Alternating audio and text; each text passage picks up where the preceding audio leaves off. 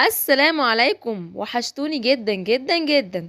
لو لسه ما شفتوش الاجزاء اللي فاتت، اجروا اتفرجوا عليها الاول عشان تفهموا العركه دايره على ايه. ما تنسوش طبعا تصلوا على الحبيب. شفنا في الحلقه اللي فاتت ان في عداوه مش طبيعيه ما بين كينج وهربرام، بس ما كناش نعرف السبب ايه. تعالوا بقى نعرف سر العداوه ده ايه من الاول. كينج بيقول لهربرام ارجع بقى لهيئتك الطبيعيه وكفايه تمثيل عشان حتى تعرف تحاربني كويس. وهنا كانت الصدمة، هيربرام أصلا مش من بشر، ده من الجن. وكينج كمان بيبقى عارفه. وهنا كينج بيقول له أنا إزاي ما عرفتكش من أول مرة. هيربرام بيتعصب وبيضربه وبيقول له عشان كل تركيزك مع حبيبتك، ومن كتر ما هي كبيرة مش شايف حد غيرها. كينج بيتضايق جدا من كلامه عليها، بس ما بيلحقش يعينه وبيلاقي هيلبرام بيهجم على ديانا. بيجري عليها عشان خاطر يلحقها وياخد هو الضرب كله مكانها. بس هيلبرام بيبقى الغل كله مليه، وبيفضل يضرب في كينج بكل قوته وبيخلص عليه خالص. وبعد كده بيروح على ديانا عشان يكمل عليها، بس هاوزر بيسد ضربته بسيفه. بس على مين يا حبيبي؟ ده فرد من الجنيات ولا تعرف تعمل معاه اي حاجه. وبينزل فيها ضرب بالشجر، وحرفيا المدينه بيحصل فيها زلزال من قوه الضرب، والتراب كمان بيملى كل المدينه. ويا عيني عليكي يا ديانا، دي اخرتك يا بنتي. وبيرمي كينج وبيقول له روح بص على حبيبتك بقى بعد ما اتدفنت خلاص في الارض. وهنا ميلوداس بيقول لبان برغم ان قوه غوثر وديانا اختفت، بس قوه كينج دخلت في مرحله جديده جدا. وهنا الصدمه، الواد كينج كان كل ده بيستحمل كل الضرب ده والذل ده عشان خاطر يحمي ديانا حبيبته. قد ايه علاقه الحب دي جميله قوي. تعالوا بينا نشوف الحدوته من الاول. وبنرجع بالزمن لسنين طويله جدا، وبنشوف كينج وواحد بيضربه من فوق الجبل وبيوقعه، وبيفتكروا ان هو كده مات. بس هو كل اللي بيحصل له ان هو بيفقد الذاكره بس. وبتيجي ديانا تنقذه ايام ما كانت كتكوته صغنونه، وبيعيشوا سوا. وكينج كان ما بيحبهاش، بس ديانا كانت بتحبه جدا ومتعلقه بيه. ده حتى في يوم تعبت جدا وفضلت حضناه عشان خايفه ان هو يسيبها ويمشي. وبيجي عليهم راجل من البشر وبيعالج ديانا وبيسيبهم بيمشي. وبعد فتره وهما بيلعبوا هدوم ديانا بتتقطع، وبيعمل ليها كينج هدوم جديده وبتعجبها جدا وبتساله انت اتعلمتها فين. وهنا بتبدأ ذكريات كينج ترجع له، ويفتكر هيبرام، ويفتكر اخته اولاين، وبيفتكر الذكريات مع هيبرام صاحبه، انه كان بيحب البشر جدا عكس كينج اللي كان بيخاف منهم جدا. بس هيبرام كان بيشجعه وبيقوله انهم كويسين جدا، وبيخليه يوعده ان هو لو في يوم اتغير عليهم ان هو يقتله فورا. يفتكر كينج كمان البشر واللي عملوه في اصدقائه، وانهم خطفوهم وقطعوا جناحاتهم. ولما حاول كينج يوقفهم، البشر الحقير ده ضربه ووقعه من فوق الجبل على اساس ان هو كده مات يعني. ولسه بيفوق من ذكرياته وبيسمع صوت سويت ونار طالعه من المدينه اللي جنبهم.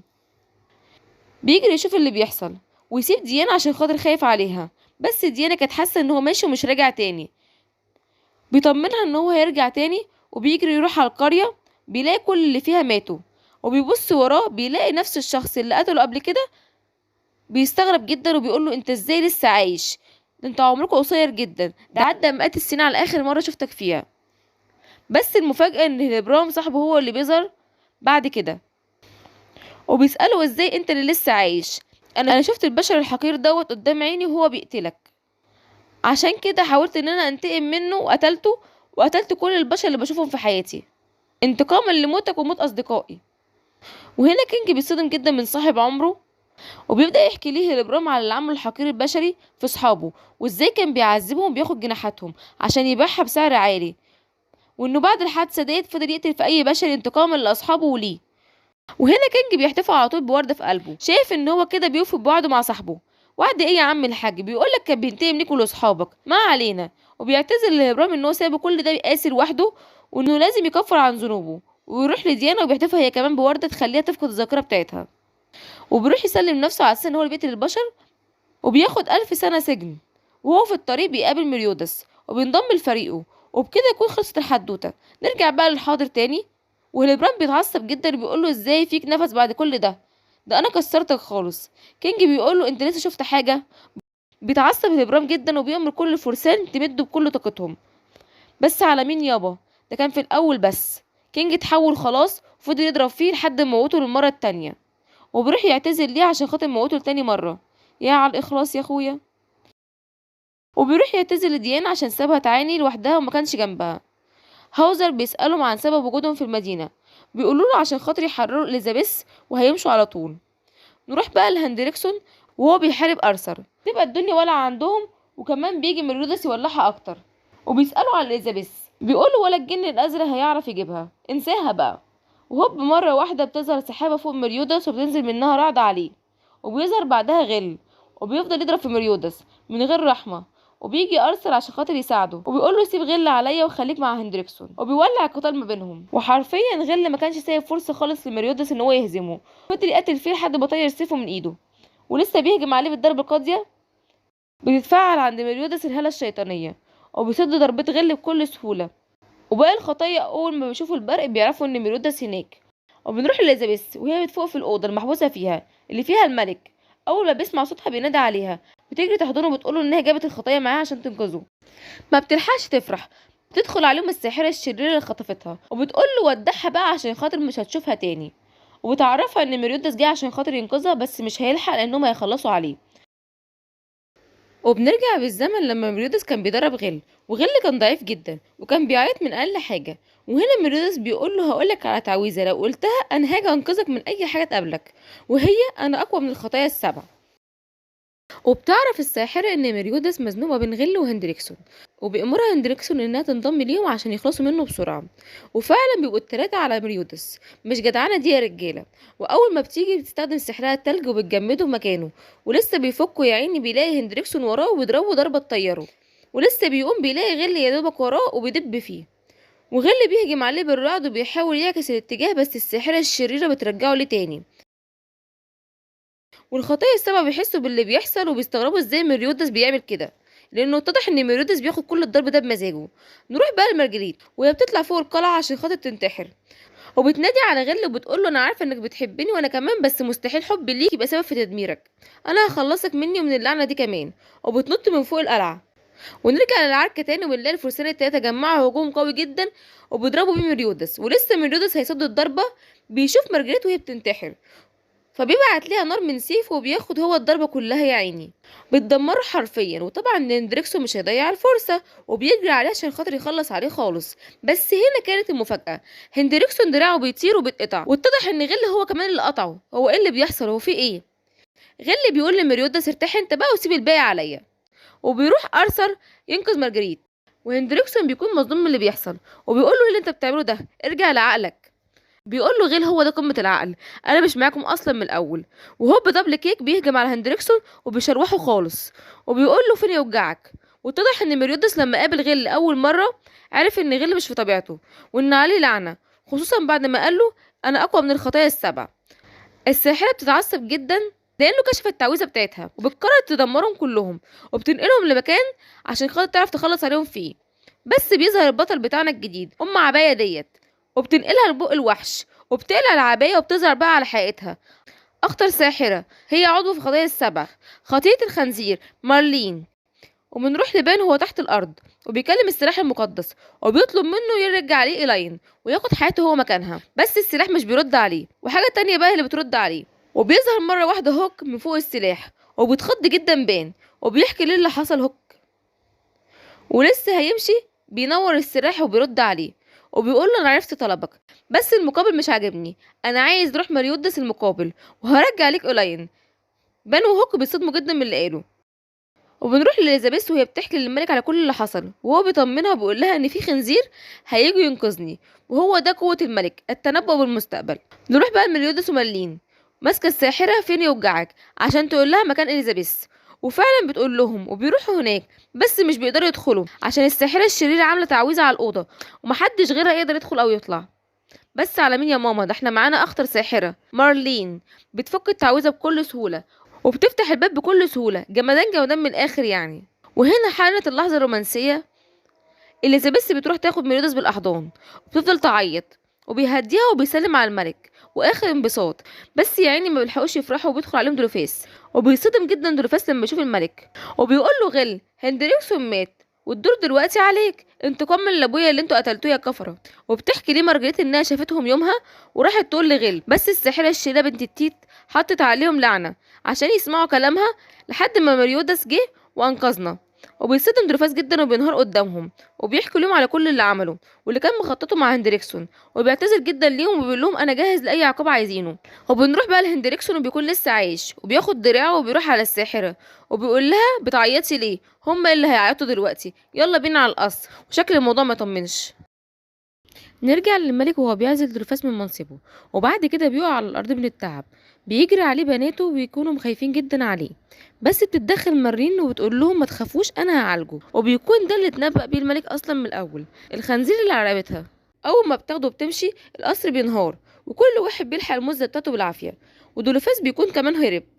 وبنشوف هندريكسون بعد ما بيكون رجع شباب وشكله اتغير جدا، وبيعمل تعويذه قدامهم بتخلي كل اللي شرب من دم الشيطان يتحولوا شياطين في هيئه بشر، وبيبداوا يقتلوا في كل اللي قابلوهم. وميرودس والباقي بيحسوا باللي حصل، وبيقول لميرودس سلم اليزابيث من غير ما حد يتأذي احسن لك.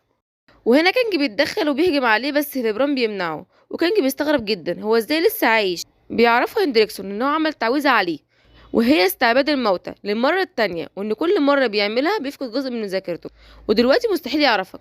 وكانج بيفضل يعيط على صاحب عمره. وبعدها هندريكسون بيأمر هبرام ان هو يقتل كينج، وفعلا هبرام بيهجم على كينج، وبيحاول غير ميريدس ان هم يهجموا على هندريكسون، بس الساحره قذره بتاخد البنات رهينه، وهوب بيغفلهم هندريكسون من ظهرهم وبيضربهم بالسيف وبيدمرهم خالص. وبعد كده بيجمع في ايده قوه شيطانيه عشان خاطر يقضي عليهم خالص، بس اليزابيث بتوقفه وبتقول له خلاص انا هاجي معاك بس ما تاذيهمش. وميريدس بيحاول يوقفها وتقول له كل مره بتحاول تحميني سيبني مره احميك، وبتقول له ما تنساش الوعد اللي قطعتهولي. وبياخدها هندريكسون قدام عينه ومش بيعرف حتى ينقذها، وبيحاول يستجمع قوته ويقوم ينقذها، بس بيلاقي بان في وشه وبيقول له يلا عشان خاطر نلحق اليزابيث. بس المفاجاه ان بان بيضربه وبيقطع له دراعه كمان، وبعدها ميريدس بيرد له الضربه وبيعالج دراعه بهيئته الشيطانيه. وبان هنا بيقول له انا دايما كنت عايز اسالك السؤال دوت، بس كنت دايما خايف من الاجابه، هو انت فعلا شيطان زيهم؟ ميريدس مش بيرد عليه. بان بيقول له سكوتك ده هو اللي بيأكد كلامي. بيقول له مش هيفرق الكلام ده دلوقتي. بيتعصب جدا بانه وبيضربه وبيقول له السلاح المقدس بيقول عليك انت شيطان، وان لو قتلتك هيرجعه ليا الاين. بيحاول ميريدس ان هو يضرب بان، بس بان بيصدها بكل سهوله، وبيزعق فيه هوك وبيقول له لو عملت اي حاجه لميريدس مش هسامحك طول حياتي. بيقول له انت مين اصلا عشان تفرق معايا؟ لو فتحت بقك هقتلك انت الاول. بيتصدم جدا هوك من كلامه وبيفضل يعيط وبيكون متاثر جدا، وبيقول له هوك لو ما وقفتش انا اللي هقتلك. بيقول له بان اقتلني بسرعه والنبي، انا بصارع نفسي ومش عارف اعمل ايه، جزء مني مش قادر يقتل اعز اصدقائي والجزء التاني عايز يرجع حبيبتي ومش عارف اعمل ايه. ميريودس بيقول له لو قتلتني حبيبتك هترجع لك؟ بيقول له ايوه. بيقول له خلاص اقتلني. بنروح بقى لهندريكسون ودولوفاس بيكون عنده عشان يكفر عن ذنوبه ويحرر الاميره. بيضحك هندريكسون وبيقول له انت فاكر نفسك هتقدر تقتلني دلوقتي؟ بيقول له ايوه طبعا اقدر. بيقول له انت بتحلم. وبنرجع تاني لبان وهو بيتصدم وبيسأل ميريودس انت فعلا هتسيبني اقتلك؟ قال له ايوه، وبيروح يهجم عليه، بس ميريودس بيردله الضربه وبيطيره بعيد عنه. وبيصطدم بان وبيقول له مش انت قلت لي يا عم سيبني اقتلك؟ قال له ايوه طبعا قلت لك، بس ما قلتلكش ان انا مش هدافع عن نفسي. وبعدها بيجهزوا عشان خاطر يتقتلوا، بس هوك بيتدخل وبيقول له انت هتقتل اعز اصدقائك عشان مجرد صوت كلمك وقال لك؟ انت اكيد مش شايف اعز اصدقائك. بيقول له بان ده ميريودس اعز اصدقائي، بس حب الايلاين كبير ودايما حاسس بالوحده من غيرها، وحاسس ان ناقصني حاجه. بيقول له هوك هتعمل ايه لو قتلت ميريودس وايلاين ما رجعتش؟ هتبقى خسرت الطرفين ساعتها. بيتاثر جدا بان بكلامه، وهنا ميريودس بيتدخل وبيقول له تعالى نعمل اتفاقيه تساعدني انقذ اليزابيث وبعدها انا تحت امرك. بيوافق بان على القرار وبيروح ينقذوا اليزابيث. اخيرا فوت يا بان. نرجع لهندريكسون ودريفاس وبيحاول يهجم عليه، بس على مين يابا؟ ده بقى قوته في حتة تانية خالص. بيحاول اكتر من مرة وبيفوق من الهجوم منهم، بيلاقي اليزابيث اتصابت وبيحاول يوقف النزيف، بس بيجي هندريكسون بيقوله لازم اخدها دلوقتي قبل ما تموت. بيحاول دريفاس يخلص عليه بس ولا حتى لما تنادي. هندريكسون مش بيتحرك من مكانه اصلا، وفي لمح البصر بيكون مخلص عليه وموته. وللاسف اليزابيث بيكون نزفت دم كتير جدا، وبيجي ميريدس ويشوفها كده وبيتجنن اكتر، وبيدخل في الحاله الشيطانيه وبيقول له يا ويلك يا سواد ليلك يا هندريكسون. وبياخد اليزابيث من قدامه في لمح البصر وبيقول لها ما تخافيش انا جيت عشان خاطر انقذك، وبيديها الهوك عشان خاطر يبعدها من هنا خالص، وبيقول له باسرع ما عندك يا هوك. ولسه هندريكسون بيحاول يهجم عليه، بيقطع دراعه وبينزل فيه ضرب فين يوجعك، وهندريكسون مش بيلحق يعمل حاجه. بيحاول يشغل ماريوتس ويبعت هجوم على هوك، بس ديانا بتلحقهم على اخر لحظه. وكينج بيوصل على المكان بعد ما بيخلص على صاحبه هيلبرام للمره الثالثه، وبيدي بوكس لهندريكسون بيدفنه في الارض، وبان بيلحق ميليودس قبل ما يقع بيقول له عد الجمايل بقى. وبيتجمع فريق الخطايا وباقي الفرسان عشان خاطر ينتقموا من هندريكسون بعد ما خلصوا على كل الشياطين في المدينه. وهندريكسون بيضحك وبيقول لهم ايوه كده القتال هيكون ممتع اكتر. ولسه رايح يهجم عليهم ميليودس مش بيديله فرصه وبيهجم عليه وبيقطعه. ولسه بيفوق بيلاقي كينج كمان بيهجم عليه، وديانا كمان بتشارك معاهم. وميريودس بيرجع يضربه تاني وبيتحدف على بان وبياخده بالاحضان في الجبل، وراس بان بتدخل جوه الجبل. وهنا كانت الصدمه لبان، الوحش اللي قتل إيلاين موجود جوه الجبل، وهو اللي كان هندريكسون بيشرب من دمه. بان بيثور جدا وبيفضل يدغدغ في هندريكسون بكل غل لحد ما بيدمر الجبل خالص، وبيظهر الشيطان للجميع ومحدش بيبقى مصدق اللي شايفه. بيحكي هندريكسون ليهم ان هو لقاه من 20 سنه عند غابه الجنيات، واستخدمه في الابحاث لحد ما وصل للقوه المهوله اللي هو فيها، وبيبدا يهجم عليهم تاني. وميليودس بيتصد لضربته، بس بان مش بيتصد وبيهجم عليه وبيفضل يجري عليه بكل غل وبيضربه جامد جدا وبيقول له انا اللي قتلته.